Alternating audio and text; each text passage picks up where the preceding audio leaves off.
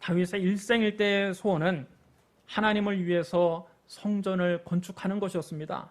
그는 이스라엘 땅에 있는 외국인 노동자들을 불러 모으고 석수들을 시켜서 하나님의 성전을 건축할 돌을 다듬게 했습니다.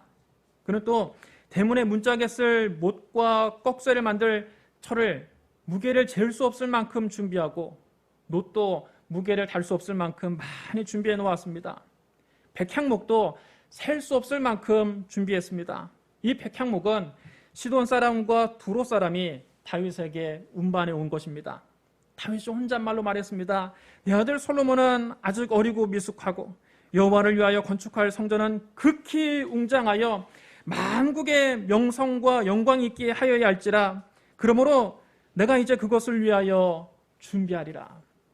솔로몬은 아직 젊고 경험이 없기 때문에 다윗이 성전을 준비할 모든 재료들을 힘 닿는 대로 준비하겠다는 겁니다.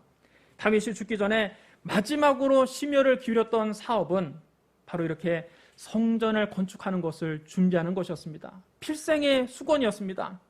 그런 다음 다윗은 자기 아들 솔로몬을 불러서 성전 건축을 부탁했습니다. 내 아들아, 나는 내 하나님 여호와를 위하여 성전을 건축할 마음이 있었으나 여호와의 말씀이 내게 임하여 이르시되 너는 피를 심히 많이 흘렸고 크게 전쟁하였느니라. 네가 내 앞에서 땅에 피를 많이 흘렸은즉 내 이름을 위하여 성전을 건축하지 못하리라. 보라, 한 아들이 너에게서 나리니 그는 온순한 사람이라. 내가 그로 주변 모든 대적에게서 평온을 얻게 하리라. 그의 이름을 솔로몬이라 하리니 이는 내가 그의 생전에 평안과 안일함을 이스라엘에게 줄 것임이니라. 그가 내 이름을 위하여 성전을 건축할지라. 그는 내 아들이 되고 나는 그의 아버지가 되어 그 나라 왕위를 이스라엘 위에 굳게 세워 영원까지 이르리라 하셨으니 이제 내 아들아, 여호와께서 너와 함께 계시기를 원하며 네가 형통하여 여호와께서 너에 대해 말씀하신 대로 네 하나님 여호와의 성전을 건축하며 여호와께서 너에게 지혜와 총명을 주사 너에게 이스라엘을 다스리게 하시고 네 하나님 여호와의 율법을 지키게 하시기를 더욱 원하노라. 그때 네가 만일 여호와께서 모세를 통하여 이스라엘에게 명령하신 모든 규례와 법도를 삼가 행하면 형통하리니 강하고 담대하여 두려워하지 말고 놀라지 말지어다. 내가 환난 중에 여호와의 성전을 위하여 금 10만 달란트와 은 100만 달란트와 놋과 철을 그 무게를 달 수 없을 만큼 심히 많이 준비하였고 또 제목들과 돌을 준비하였으나 너는 더 준비할 것이며 또 장인이 너에게 많이 있나니 곧 석수와 목수와 온갖 일에 익숙한 모든 사람이니라. 금과 은과 놋과 철이 무수하니 너는 일어나 일하라. 여호와께서 너와 함께 계실지로다. 다윗은 성전 설계도를 솔로몬에게 주었습니다. 거기에는 성전을 어떻게 지어야 하는지, 또 성전에서 하나님을 섬기는 데 쓰는 기구와 그릇들은 음과 금을 얼마만큼 써야 하는지, 언약궤를 날개로 덮는 그룹들을 어떻게 만들어야 하는지 상세하게 기록되어 있었습니다. 다윗은 성전 설계도를 솔로몬에게 넘기면서 이렇게 말했습니다. 여호와의 손이 나에게 임하여 이 모든 일의 설계를 그려 나에게 알려주셨느니라. 하나님의 성령께서 다윗에게 성전 설계도를 알려주신 겁니다. 다윗 왕이 죽고 솔로몬이 이스라엘 왕이 된 지 4년째 되는 해 둘째 달에 솔로몬은 마침내 성전 건축을 시작했습니다. 그때는 이스라엘 자손이 애굽 땅에서 나온 지 정확하게 480년이 되는 해였습니다. 솔로몬은 아버지 다윗이 준 설계대로 성전을 건축했습니다. 성전은 성막을 확대한 것이었습니다. 성전은 성막과 똑같이 크게 세 부분으로 이루어져 있습니다. 성전 뜰이 있었고 거기서 들어가면 성소가 있고 거기서 더 안으로 들어가면 지성소가 있었습니다. 성전 뜰에는 놋으로 만든 제단과 놋을 부어 만든 바다와 10개의 물두멍이 있었습니다. 성전의 외소, 곧 성소에는 금으로 만든 분향단과 금으로 만든 진설병 상과 10개의 정금 등잔대가 있었습니다. 성전의 내소 가장 깊숙한 곳에는 지성소에는 언약궤를 두기 위한 곳으로 성전에서 가장 중요한 곳입니다. 솔로몬이 성소와 지성소 그 전부를 금으로 다 입혔습니다. 또 지성소에는 감람나무로 날개를 펴고 있는 두 그룹 천사를 만들어서 그것도 금으로 입혔습니다. 솔로몬이 7년 동안 하나님의 성전을 건축했습니다. 솔로몬이 성전 건축을 마치자 하나님께서 그에게 말씀하셨습니다. 네가 지금 이 성전을 건축하니 네가 만일 내 법도를 따르며 내 율례를 행하며 내 모든 계명을 지켜 그대로 행하면 내가 네 아버지 다윗에게 한 말을 너에게 확실히 이룰 것이요 내가 또한 이스라엘 자손 가운데 거하며 내 백성 이스라엘을 버리지 아니하리라. 솔로몬이 여호와의 언약궤를 다윗성 곧 시온에서 새로 만든 성전으로 옮길 때 이스라엘 장로들과 모든 각 지파의 족장들을 예루살렘으로 소집했습니다. 이스라엘 모든 남자가 7번째 달의 절기 곧 초막절에 솔로몬 왕 앞에 모였습니다. 이스라엘 모든 장로가 모이자 제사장들이 이제 언약궤를 메고 성전으로 올라갔습니다. 솔로몬 왕과 이스라엘 백성들은 언약궤 앞에 모여서 양과 소를 바쳐서 하나님께 제사를 드렸는데 그 수가 너무 많아 셀 수 없을 정도였습니다. 제사장들은 언약궤를 성전의 가장 깊숙한 내소 곧 지성소 안에 있는 그룹들 날개 아래에 가져다 놓았습니다. 그룹들이 궤가 놓인 자리에 날개를 펴서 그 궤와 채를 덮었습니다. 언약궤 안에는 십계명의 두 돌판 외에는 아무것도 없었습니다.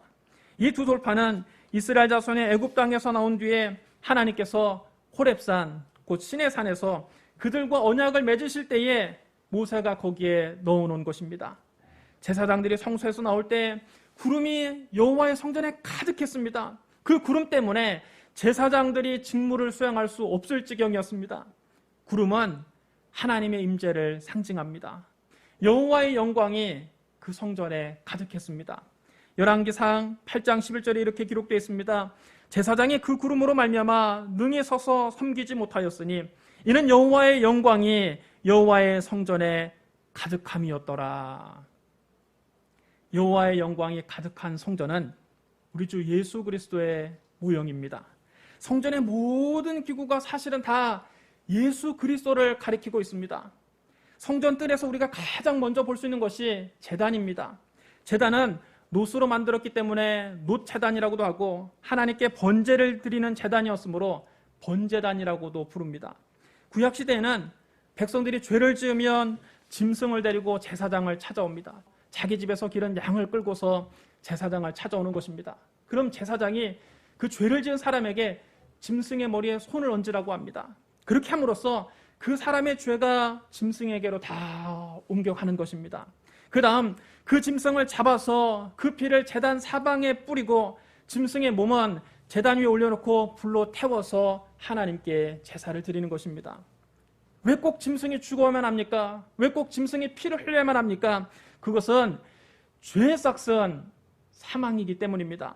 본래 죄를 지은 사람이 피를 흘리고 죽어야 하는데 짐승이 그 사람을 대신해서 피를 흘리고 죽은 겁니다. 히브리서 9장 22절에 이렇게 기록되어 있습니다. 율법을 따라 거의 모든 물건이 피로써 정결하게 되나니 피 흘림이 없은즉 사함이 없느니라. 피가 곧 생명입니다. 피 흘림이 없으면, 죽음이 없으면 죄사함도 없는 것입니다. 짐승을 잡아 피를 뿌리던 제단은 바로 갈보리 십자가를 상징합니다. 희생 제물로 드려진 짐승은 세상 죄를 지고 가는 하나님의 어린 양 예수 그리스도를 예표하는 것입니다. 예수님은 희생 제물로 이 세상에 오셔서 우리를 대신해서 갈보리 십자가 제단에서 당신의 몸을 찢고 피를 흘려 죽으셨습니다. 구약에서 짐승을 잡아 피를 흘려드리는 제사는 신약의 예수 그리스도 십자가 제사의 모형에 불과합니다. 그림자에 불과합니다. 그렇기 때문에 구약의 제사는 불완전한 것입니다. 사람들이 죄를 지을 때마다 짐승을 잡아서 피를 흘려야 됩니다. 오늘 죄를 짓고 짐승을 잡아 피를 흘리고 그 다음에 또 죄를 짓고 짐승을 데리고 와서 피를 흘려야만 합니다. 그러나 십자가 제사는 완전합니다. 하나님의 아들 예수 그리스도의 피는 짐승의 피와는 비교할 수 없을 정도로 완전한 속죄의 피입니다. 그러므로 예수님은 단번에 영원한 속죄의 제사를 드리셨습니다.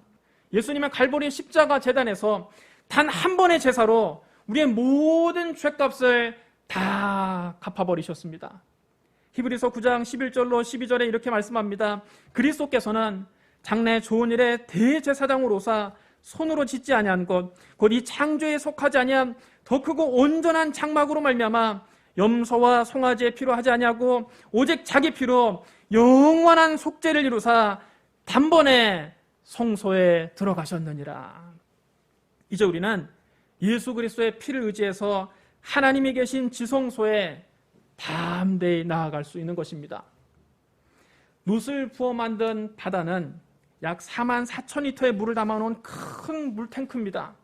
예전에 성막이 있을 때는 작은 물두멍이 있었는데 이제는 성전을 만들고 난 다음에는 큰 놋바다를 만들어서 거기에 있는 물을 빼서 10개의 물두멍에 담고 또 그것으로 희생 제물로 드릴 짐승을 씻고 제사장들이 손발을 씻었습니다. 제사장들이 성소에 들어가기 전에는 반드시 놋바다에서 받은 그 물을 가지고 손과 발을 깨끗이 씻고 난 다음에야 성소에 들어갈 수 있었습니다. 우리의 죄를 씻어주는 것은 바로 하나님의 은혜입니다. 은혜는 예수 그리스도를 통해서 왔습니다. 요한복음 1장 17절에 이렇게 기록되어 있습니다.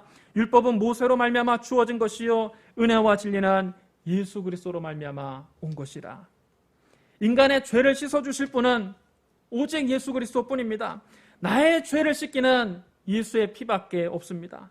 예수님은 십자가에 썰리신 보혈을 통해서 우리의 추악하고 더러운 죄를 깨끗이 씻어주십니다. 하나님 앞에 우리가 나아갈 수 있도록 예수 그리스도의 보혈로 우리의 모든 더러운 죄를 씻어주십니다. 죄를 한 번도 안 지은 것처럼 의롭게 만들어주십니다. 놋바다 안에 44,000리터의 어마어마한 양의 물이 담겨있는 것처럼 우리 주 예수 그리스도에게는 우리의 모든 죄를 다 용서하고도 남을 만한 어마어마한 하나님의 은혜가 있습니다. 예수 그리스도의 보혈이 씻지 못할 죄는 이 세상에 없습니다. 강도든지 창녀든지 세리든지 그 어떤 죄인이라 할지라도 회개하고 예수님 앞에 나와서 그 보혈로 죄를 씻으면 용서받고 하나님의 자녀가 됩니다. 로마서 3장 23절 24절은 이렇게 말씀합니다. 모든 사람이 죄를 범하였음에 하나님의 영광에 이르지 못하더니 그리스도 예수 안에 있는 속량으로 말미암아 하나님의 은혜로 값없이 의롭다 하심을 얻은 자 되었느니라. 여러분, 우리 행위로는 아무 공로가 없습니다. 자랑할 만한 것이 없습니다. 내세울 것이 없습니다. 그러나 우리가 예수 그리스도의 보혈을 의지하면 값없이 하나님의 은혜로 하나님 앞에 의롭다 인정받게 되는 것입니다. 우리는 그리스도 예수 안에 있는 어마어마한 하나님의 은혜로 값없이 의롭다 하심을 얻게 된 것입니다.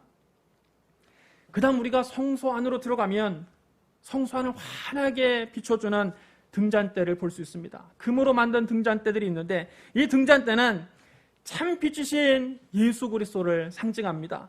요한복음 1장 9절에 예수님은 이렇게 소개하고 있습니다. 참빛 곧 세상에 와서 각 사람에게 비추는 빛이 있었나니. 예수 그리스도는 참 빛이시여 세상의 빛이십니다. 예수님이 친히 말씀하셨습니다. 나는 세상의 빛이니 나를 따르는 자는 어둠에 다니지 아니하고 생명의 빛을 얻으리라. 예수 그리스도는 이 세상을 밝히는 유일한 등불입니다. 사람들의 마음이 왜 이렇게 캄캄합니까? 배워도 캄캄하고 못 배워도 캄캄합니다. 돈이 있어도 캄캄하고 돈이 없어도 캄캄합니다. 명예가 있어도 캄캄하고 권력을 쥐어도 캄캄합니다. 세상 사람들은 캄캄한 어둠 속에서 살고 있는 것입니다. 어디에서 와서 왜 살며 어디로 가는지 알지도 못한 채 방황하면서 인생을 허비하고 있습니다. 왜 그렇습니까? 그 사람 영혼 속에 참빛이신 예수 그리스도가 없기 때문입니다. 참빛이신 예수 그리스도를 마음속에 모시지 않으면 공부를 많이 해도 그 영혼이 캄캄하고 돈이 있어도 인생이 허무하고 명예와 권력이 있어도 어둠 속에서 방황하고 있는 것입니다. 세상 학문으로는 우리 영혼을 밝힐 수가 없습니다. 돈으로 우리 영혼을 밝힐 수 없습니다. 명예와 권력으로 우리 영혼을 밝힐 수 없습니다. 그렇기 때문에 이런 것들을 아무리 많이 가진다 할지라도 인생의 방향과 목적을 잃어버린 채 방황하면서 살고 있는 것입니다. 텅 빈 가슴 안고 사는 것입니다. 오직 참빛이신 예수 그리스도만이 우리 영혼을 밝혀주십니다. 생명의 빛이신 예수님이 우리 영혼 속에 들어오시면 비로소 모든 것이 환해지는 것입니다. 내가 어디서 와서 왜 살며 어디로 가는지 분명해집니다. 인생의 참된 의미와 목적을 발견하게 됩니다. 이 세상 그 무엇으로도 채울 수 없었던 영혼의 공허함이 채워지고 참된 만족과 기쁨을 얻게 되는 것입니다. 참 빛이신 예수님을 여러분 영혼 깊은 곳에 모셔드리기를 주님의 이름으로 축원합니다. 성소 안에는 또 금으로 만든 진설병 상이 있었습니다. 진설병의 원래의 뜻은 얼굴 앞에 놓인 떡, 그런 뜻입니다. 하나님 얼굴 앞에 드리는 떡이기에 붙여진 이름입니다. 제사장들은 매 안식일마다 새 떡을 하나님 앞에 진설해야만 했습니다. 이 진설병은 생명의 떡이신 예수 그리스도를 가리키는 것입니다. 예수님은 벳세다 광야에서 보리떡 5개와 물고기 2마리로 5,000명을 배불리 먹이시고 12바구니를 남기셨습니다. 그 후에 예수님이 말씀하셨습니다. 나는 생명의 떡이니 내게 오는 자는 결코 줄이지 아니할 터이요 나를 믿는 자는 영원히 목마르지 아니하리라. 예수님은 당신이 생명의 떡이심을 나타내기 위해서 오병이어의 기적을 행하신 겁니다. 이어서 예수님은 또 이렇게 말씀하셨습니다. 내가 곧 생명의 떡이라. 너희 조상들은 광야에서 만나를 먹었어도 죽었거니와 이는 하늘에서 내려온 떡이니 사람으로 하여금 먹고 죽지 아니하게 하는 것이니라. 나는 하늘에서 내려온 살아있는 떡이니 사람이 이 떡을 먹으면 영생하리라. 내가 줄 떡은 그 세상의 생명을 위한 내 살이니라. 구약시대 이스라엘 백성들은 애굽에서 나와서 40년 동안 광야 생활했습니다. 그 40년 동안 그들이 어떤 수고하지 않아도 하나님 하늘에서 만나를 매일같이 내려주셨습니다. 그 만나는 생명의 떡이신 예수 그리스도의 모형에 불과한 것입니다. 그렇기 때문에 이스라엘 백성들은 하늘에서 내려온 만나를 먹고도 다 죽었습니다. 그러나 신약시대 우리들은 진정한 생명의 떡을 먹습니다. 하늘에서 내려온 살아있는 떡을 먹습니다. 바로 이 떡은 우리를 위해서 십자가에서 찢기신 예수 그리스도의 살을 의미하는 것입니다. 우리는 성찬을 통해서 예수 그리스도의 살과 피를 먹고 마십니다. 성찬의 떡은 우리를 위해서 십자가에서 찢기신 그리스도의 살을 의미합니다. 성찬의 포도주는 십자가에서 흘리신 그리스도의 보혈을 의미합니다. 성찬은 나를 위해서 십자가에서 그 몸을 찢고 피를 흘리신 예수님을 믿음으로 받아들이는 것입니다. 예수님 말씀하셨습니다. 내가 진실로 진실로 너에게 이르노니 인자의 살을 먹지 아니하고 인자의 피를 마시지 아니하면 너희 속에 생명이 없느니라. 내 살을 먹고 내 피를 마시는 자는 영생을 가졌고 마지막 날에 내가 그를 다시 살리리니 내 살은 참된 양식이요 내 피는 참된 음료로다. 내 살을 먹고 내 피를 마시는 자는 내 안에 거하고 나도 그의 안에 거하나니 살아계신 아버지께서 나를 보내심에 내가 아버지로 말미암아 사는 것 같이 나를 먹는 그 사람도 나로 말미암아 살리라. 이것은 하늘에서 내려온 떡이니 조상들이 먹고도 죽은 그것과 같지 아니하여 이 떡을 먹는 자는 영원히 살리라. 바로 이것이 성찬의 의미입니다. 그러므로 여러분이 성찬에 참여하실 때마다 여러분을 위해서 십자가에서 몸을 찢고 피를 흘리신 예수 그리스도를 기억하고 그 은혜에 감사하시기를 주님의 이름으로 축복합니다. 성소의 한가운데에는 금으로 만든 분향단이 있었습니다. 제사장들은 아침 저녁으로 분향단에서 향을 살랐습니다. 향은 밤낮으로 쉼없이 태워졌습니다. 분향단은 성도의 기도를 의미합니다. 우리의 기도는 하나님께 드려지는 향입니다. 하나님 앞에서 진실하게 드리는 기도는 향단에서 분향하는 것과 같은 것입니다. 시편 141편 2절에 이렇게 기록되어 있습니다. 나의 기도가 주의 앞에 분향한 밭이 되며 나의 손드는 것이 저녁 제사같이 되게 하소서. 우리가 기도할 때 우리의 기도가 마치 향이 하늘로 올라가는 것처럼 하나님께 상달된다는 것입니다. 요한계시록 5장 8절에도 이렇게 기록되어 있습니다. 내 생물과 24장로들이 그 어린 양 앞에 엎드려 각각 검은고와 향이 가득한 금대접을 가졌으니 이 향은 성도의 기도들이라. 우리의 기도가 향이 되어서 하나님께 날아올라가는 것입니다. 제사장은 아침 저녁으로 분향단에서 향을 피웠습니다. 이것은 하나님 앞에서 향이 꺼지지 않도록 하기 위함입니다. 그리스도 안에서 왕같은 제사장이 된 우리들도 삶 속에서 기도가 끊이지 않아야 됩니다. 우린 주님이 다시 오시는 그날까지 아침 저녁으로 기도의 향을 피워야 합니다. 성경 말씀합니다. 쉬지 말고 기도하라. 여러분, 기도를 하루도 쉬지 말고 아침 저녁으로 기도하게 되시기를 주님의 이름으로 축원합니다. 분향단은 성도의 기도를 상징할 뿐만 아니라 우리 주 예수 그리스도의 중보 기도를 의미합니다. 예수 그리스도는 우리의 유일한 중보자이십니다. 그는 하나님 우편에 계신 분이요, 우리를 위해서 간구하시는 분입니다.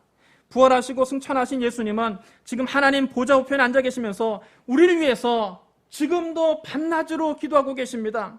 히브리서 7장 24절 25절에 이렇게 기록되어 있습니다. 예수는 영원히 계심으로 그 제사장 직분도 갈리지 아니하느니라. 그러므로 자기를 힘입어 하나님께 나아가는 자들을 온전히 구원하실 수 있으니 이는 그가 항상 살아계셔서 그들을 위하여 간구하심이라. 예수님은 부활하셔서 항상 살아계심으로 항상 우리를 위해서 간구하고 계십니다. 때로는 우리의 마음이 지쳐서 기도조차 나오지 않을 때가 있습니다. 눈물이 빗물처럼 하염없이 흘러내릴 때가 있습니다. 너무 외로워서 우리의 마음이 무너질 때가 있습니다. 그때에도 누군가 우리를 위해서 기도하고 계십니다. 바로 우리의 중보자 예수 그리스도입니다. 지금도 예수님께서 하나님 보좌 우편에서 여러분을 위해서 기도하고 계신 것을 믿으시기를 주님의 이름으로 축원합니다.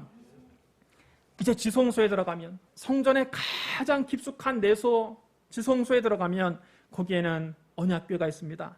언약궤는 성막의 모든 기구 중에 가장 중요한 기구입니다. 그와 동시에 예수 그리스도의 가장 완전한 모형입니다.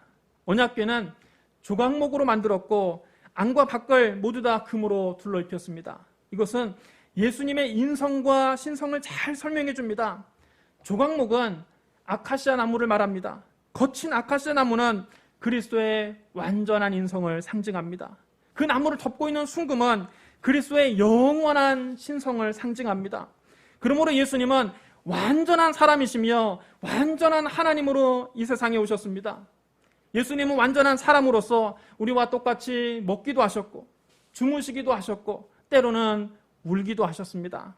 동시에 예수님은 완전한 하나님으로서 물이 변하여 포도주가 되게 하셨고 무리를 걷기도 하셨으며 풍랑이는 바다를 잠잠케 하셨고 보리떡 5개와 물고기 2마리로 5,000명을 먹이셨으며 심지어 죽은 지 나흘이나 된 나사로를 다시 살려내기도 하셨습니다.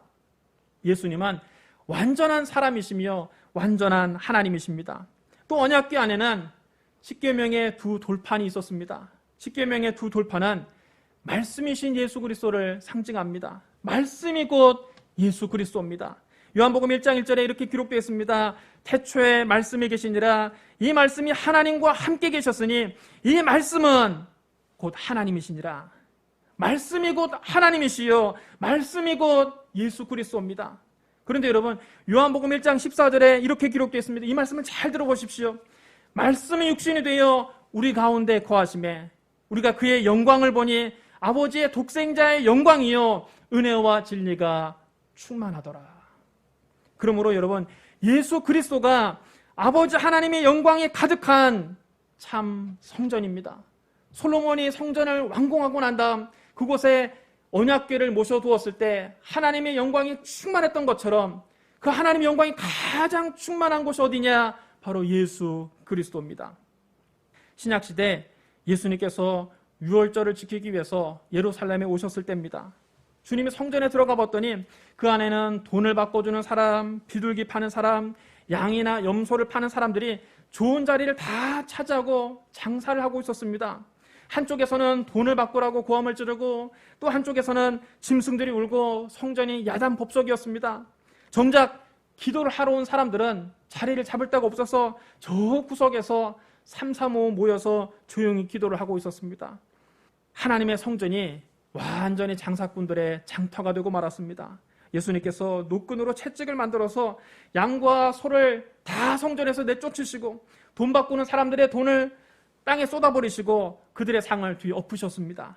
그리고 비둘기 파는 사람들에게 말씀하셨습니다. 이것을 여기서 가져가라. 내 아버지 집으로 장사하는 집을 만들지 말라. 그러자 유대인들이 예수님께 따졌습니다. 당신이 무슨 자격으로 이런 일을 하는 겁니까? 이런 일을 하는 이유가 뭡니까? 우리에게 무슨 표정을 보여줄 수 있습니까? 그때 예수님은 그들에게 말씀하셨습니다. 너희가 이 성전을 홀라 내가 사흘 동안에 일으키리라. 유대인들은 어이가 없었습니다. 예수님 당시의 성전은 헤롯 대왕이 증축한 겁니다. 유대인들의 환심을 사기 위해서 46년에 걸쳐서 크게 증축한 성전이었습니다. 46년 동안 증축을 하고 있었고 그때도 다 못 지어서 아직도 공사 중이었습니다. 그런데 예수님께서 그 거대한 성전을 헐어버리시고 사흘 만에 다시 세우겠다고 하니까 유대인들이 비웃고 코웃음을 친 것입니다. 그들은 예수님께 따졌습니다. 이 성전을 짓는데 46년이나 걸렸는데 당신 이것을 헐고 사흘 만에 다시 세우겠다고요? 말도 안 되는 소리 하지 마십시오. 그러나 예수님이 말씀하신 성전은 당신의 몸을 가리키는 것이었습니다. 눈에 보이는 나무나 돌로 만든 성전이 아니었습니다. 헤롯 대왕이 건축한 성전이 아니었습니다. 예수님이 말씀하신 진정한 성전은 당신의 몸을 가리키는 것이었습니다. 요한복음 2장 21절에 이렇게 기록되어 있습니다. 그러나 예수는 성전된 자기 육체를 가리켜 말씀하신 것이라. 제자들은 예수님이 십자가에서 죽으셨다가 사흘 만에 부활하신 후에야 이 말씀을 기억하고 예수님이 하신 말씀을 믿게 됐습니다. 십자가에서 죽으시고 사흘 만에 부활하신 예수 그리스도가 바로 하나님의 영광이 충만한 참 성전이십니다. 장차 우리가 들어갈 새하늘과 새 땅과 새 예루살렘에서도 어린 양 예수 그리스도가 우리의 성전이 되십니다. 사도 요한은 반모섬에 유배됐을 때 그곳에서 장차 될 일에 대한 환상을 보았습니다. 계시록의 환상을 보았습니다. 요한계시록 21장에서 사도 요한은 말했습니다. 또 내가 새하늘과 새 땅을 보니 처음 하늘과 처음 땅이 없어졌고 바다도 다시 있지 않더라. 내가 또 봄에 거룩한 성 새 예루살렘이 하나님께로부터 하늘에서 내려오니 그 준비한 것이 신부가 남편을 위하여 단장한 것 같더라. 7대접을 가지고 마지막 7장을 담은 7천사 중 하나가 나와서 내게 말하여 이르되 이리 오라. 내가 신부 곧 어린 양의 아내를 너에게 보이리라 하고 성령으로 나를 데리고 크고 높은 산으로 올라가 하나님께로부터 하늘에서 내려오는 거룩한 성 예루살렘을 보이니 하나님의 영광이 있어 그 성의 빛이 지극히 귀한 보석 같고 벽옥과 수정같이 막더라. 그 성곽은 벽옥으로 쌓였고 그 성은 정금인데 맑은 유리 같더라. 그 성의 성곽 기초석은 각색 보석으로 꾸몄는데 첫째 기초석은 벽옥이요, 둘째는 남보석이요, 셋째는 옥수요, 넷째는 녹보석이요, 다섯째는 홍만호요, 여섯째는 홍보석이요, 일곱째는 황옥이요, 여덟째는 노곡이요, 아홉째는 담황옥이요, 열째는 비추옥이요, 11째는 청옥이요, 12째는 자수정이라. 그 12문은 12진주니 각 문마다 한 개의 진주로 되어 있고 성의 길은 맑은 유리 같은 정금이더라. 이것은 장차 우리가 들어갈 거룩한 성 새 예루살렘의 아름다움을 묘사한 것입니다. 그런데 여러분, 그 다음 구절에 아주 중요한 말씀이 나옵니다. 의미심장한 말씀이 나옵니다. 요한계시록 21장 22절 말씀을 여러분 잘 들어보십시오. 성 안에서 내가 성전을 보지 못하였으니 이는 주 하나님 곧 전능하신 이와 및 어린 양이 그 성전이심이라. 여러분, 장차 우리가 들어갈 천국에는 성전이 없습니다. 나무나 돌로 만든 성전이 없습니다. 우리가 예배를 드린 따로 그런 처소가 없습니다. 왜냐하면 전능하신 주 하나님과 어린 양 예수 그리스도가 그 성의 성전이기 때문입니다. 예수님이 바로 성전입니다. 참 성전이 계시기 때문에 천국에는 따로 성전이 없는 것입니다. 사랑하는 성도 여러분, 솔로몬은 7년에 걸쳐서 아름다운 성전을 건축했습니다. 제사장들이 언약궤를 지성소 안에 옮겨 놓았을 때 여호와 영광이 성전에 가득했습니다.